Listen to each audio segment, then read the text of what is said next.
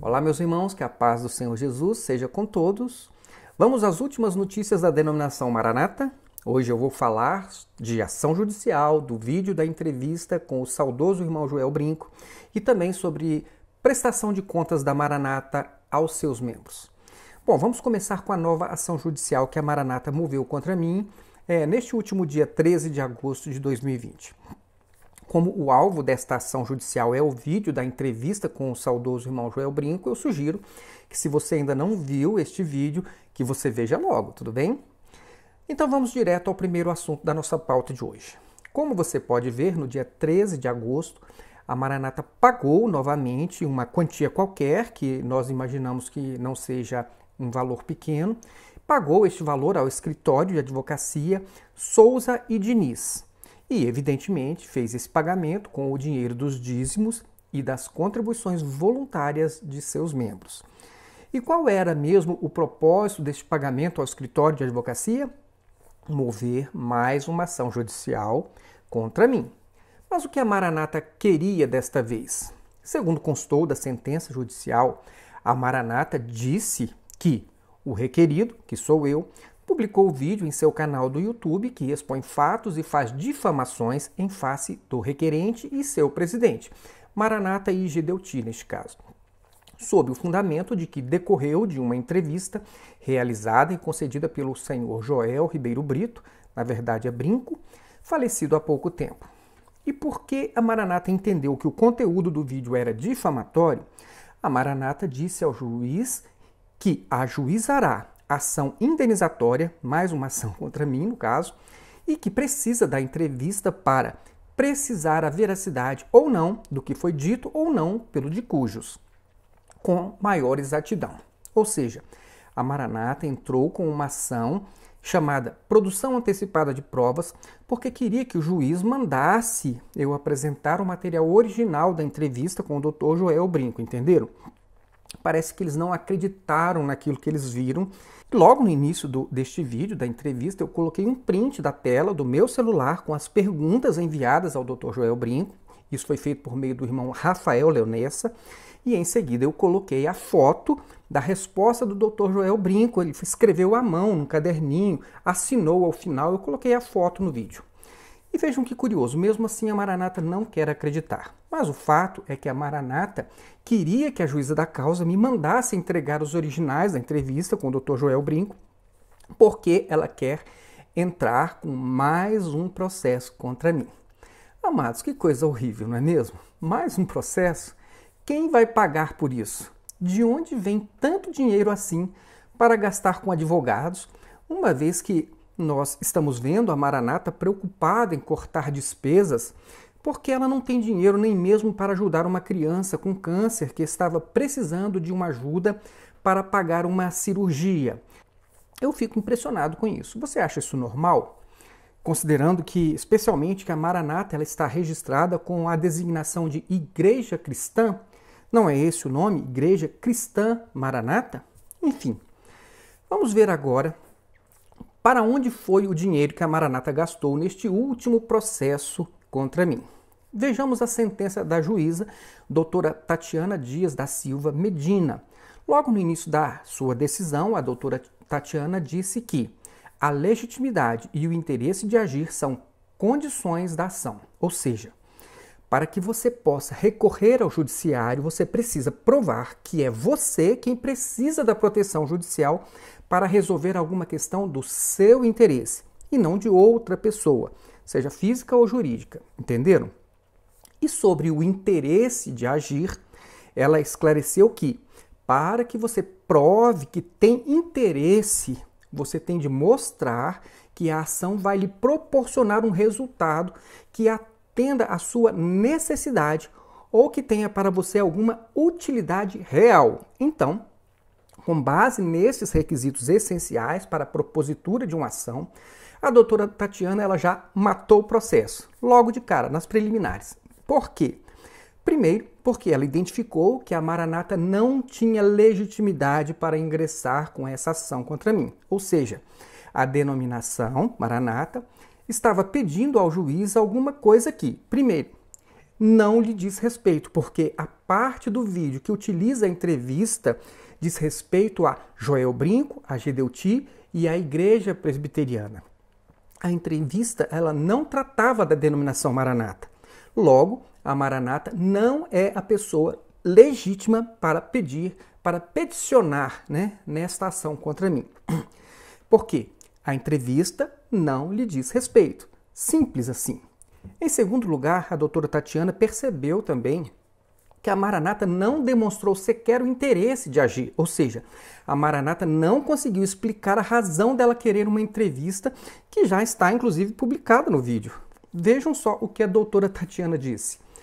No caso em apreço, pretende a parte autora, a Maranata, alcançar a exibição da entrevista realizada entre o requerido, eu, no caso, e o senhor Joel, que fundamentou o vídeo publicado no canal do requerido. Contudo, o autor já apresenta as perguntas e as respostas proferidas pelo senhor Joel ao requerido, as quais, inclusive, aparecem no vídeo mencionado. Viram só? Nem a juíza conseguiu entender essa da Maranata, A Maranata quer uma coisa que está disponível na internet. Foi por isso que a doutora Tatiana fechou a sentença com a seguinte conclusão. Portanto, não evidencio legitimidade da autora, a Maranata, para postular o pedido apresentado, pois todas as perguntas se relacionam ao senhor Gedeuti e à Igreja Presbiteriana, ou seja, a Maranata não é parte legítima para pedir isso. E ela continua. Nem mesmo utilidade da entrega das respostas escritas apresentadas pelo senhor Joel às perguntas do requerido. Em resumo, a juíza disse que a Maranata estava pedindo algo que não era da sua conta e, mesmo que fosse, não conseguiu demonstrar o interesse de me fazer entregar uma coisa que já está disponível na internet. Foi isso. Então, meus irmãos, esse caso foi simples e rápido. Eu nem mesmo precisei me manifestar, pois a doutora Tatiana já matou o processo nas preliminares.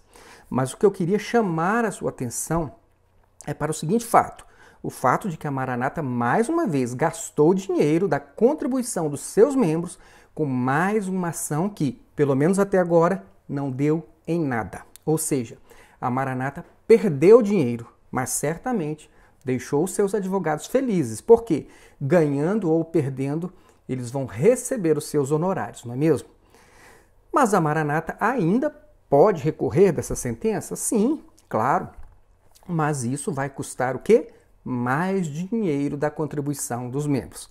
Esses mesmos membros que estão vendo a Maranata apertando daqui e dali para cortar gastos, enquanto faz advogados mais felizes, não é mesmo? Você acha isso certo? Mas vamos para o segundo assunto da nossa pauta. A prestação de contas da Maranata a seus membros. Vocês devem saber que a Maranata tem gastado muito dinheiro, não só com propagandas, mas também com ações judiciais. Somente nestes últimos meses foram mais de 30 processos contra ex-membros e também provedores de redes sociais. E como eu disse antes, é estranho ver a Maranata preocupada com gastos das igrejas, enquanto não parece estar preocupada com gastos com advogados. Eu me lembro que quando eu era pastor na Maranata, havia uma preocupação tão grande com economia que chegaram a nos orientar a acender as luzes da igreja apenas quando os membros fossem ocupando os bancos. Então, era assim. Na medida que os membros iam chegando, você ia acendendo apenas aquelas luzes. E as luzes deveriam ser acendidas somente sobre os bancos ocupados. Então ficava um pedaço da igreja acesa e um pedaço da igreja apagada. Purificador de água, copos descartáveis, papel toalha, sabonete líquido, tudo isso tinha que ser adquirido com o nosso dinheiro, porque a Tesouraria Central não admitia que esse tipo de despesa fosse realizado com dinheiro da tesouraria. Então, depois de eu ter visto todas essas preocupações da Maranata com a economia, eu ficava com a impressão de que a Maranata estava passando por um aperto financeiro, porque aquele tipo de economia nem fazia sentido para mim. Toda igreja que eu passava, eu tinha que comprar o purificador de água, colocar o ventilador, comprar os copos descartáveis e também arcar com esses custos de toalhas descartáveis e etc. Mas vejam só que interessante, enquanto nós éramos obrigados a economizar o máximo, né, do dinheiro da igreja local, 20 milhões, segundo o Ministério Público, sumiram da tesouraria central da igreja e ninguém percebeu. Foi como sumir 10 centavos da minha carteira. Se sumisse 10 centavos da sua conta bancária, você perceberia? Bom, se você só tivesse 20 centavos na sua conta bancária, certamente você perceberia o desaparecimento de 10 centavos. Mas se você tivesse R$1 milhão, você perceberia o desaparecimento de 10 centavos? Foi mais ou menos isso o que aconteceu. Agora você já sabe por que ninguém percebeu o desaparecimento de 20 milhões de reais, segundo o Ministério Público. Ora, a tesouraria, ela certamente estava administrando valores muito superiores a 20 milhões, mas muito mesmo. Enquanto isso, era proibido ao pastor local comprar copos descartáveis com o dinheiro da igreja, por exemplo. Hoje eu consigo entender melhor isso, mas se naquele tempo eu suspeitasse que a igreja estava com dinheiro saindo pelo ladrão, literalmente, a história seria outra, pelo menos em relação ao meu procedimento. Irmãos, no meu tempo, eu nem me preocupava com prestação de contas da igreja, porque a sensação que eu tinha é que a igreja ela vivia apertada para construir aqueles templos de madeira pelo Brasil afora. E era isso que eu pensava. Eu acreditava que todo o dinheiro da igreja ele se destinava apenas a essas construções de templos e mais templos na Maranata, né? E a Maranata ela estava sempre precisando economizar muito para dar conta da construção de tantos templos assim. Hoje, eu tenho até vergonha de reconhecer essa minha ingenuidade, né? Mas isso só aconteceu porque eu tinha a mais absoluta confiança na liderança da igreja. Por isso eu passei ali 20 anos sem nunca ter pedido a ninguém uma prestação de contas. Mas, meus irmãos, parece que hoje não há mais motivo para ninguém ser tão ingênuo como eu fui no passado, não é verdade? Hoje sobram indícios de que é necessário acompanhar a contabilidade da igreja. E é exatamente isso que eu vou deixar de sugestão, especialmente para você que vive dizendo que está dando o seu dinheiro para Deus e não para homens. Eu acho louvável a sua pureza de coração. Mas é bom lembrar que quando Jesus enviou seus 12 discípulos a anunciarem a proximidade do reino de Deus, ele disse que eles deveriam ser simples como as pombas, mas prudentes como as serpentes. Mateus 10,16. Então, meus irmãos, um pouco de prudência não faz mal a ninguém, não é mesmo? Se você está dando o seu dinheiro para Deus, dá uma conferida aí para ver se Deus está mesmo recebendo esse dinheiro. Ora, se você está dando para Deus, você não acha que deveria pelo menos saber se Deus está recebendo? Às vezes, esse dinheiro ele pode não estar chegando em Deus, ou seja, ele pode não estar servindo a causa de Deus, mas estar sendo usado em prioridades diferentes daquelas que você acha que são mais importantes. Eu não estou dizendo que tem alguém roubando esse dinheiro. O que eu estou dizendo é que você deveria se certificar se esse dinheiro realmente está sendo usado nas causas de Deus. E você só tem como saber disso se pedir a prestação de contas da igreja, entendeu?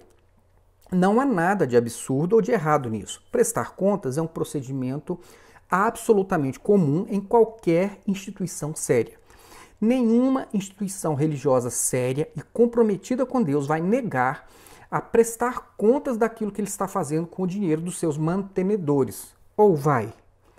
Então, meus irmãos, se você acredita que uma instituição religiosa séria e comprometida com a causa de Deus não deveria gastar tanto dinheiro processando pessoas, talvez seja bom você pedir uma prestação de contas para saber se as ações judiciais e essas propagandas são as coisas que Deus mais queria que a igreja estivesse fazendo, né? Já que ela está querendo cortar gastos e economizar o máximo possível. Por que não economiza com essas coisas? Você sabia que igrejas são entidades chamadas do terceiro setor e que essas entidades elas devem prestar contas não só para o governo, mas também para os seus mantenedores?